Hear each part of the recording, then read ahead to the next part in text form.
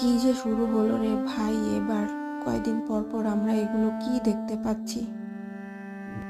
India বাংলাদেশের পর এবার নাকি উন্নত দেশ ইউএসের প্লেনেও এই সমস্যা দেখা দিয়েছে।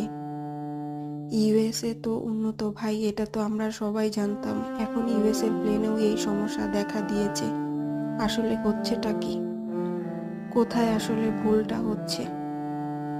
একটুর জন্য ইউএসের যাত্রীরা প্লেন থেকে বাঁচতে পারে, প্লেনের পিছনে চাকার দিকে আগুন লাগার এই ঘটনা আমাদেরকে আবার সাবধান হওয়ার সিগন্যাল দিচ্ছে। এভাবে তো ভাই চলতে পারে না। চলেন দেখা যাক। দেখেন দেখেন ভাই দেখেন,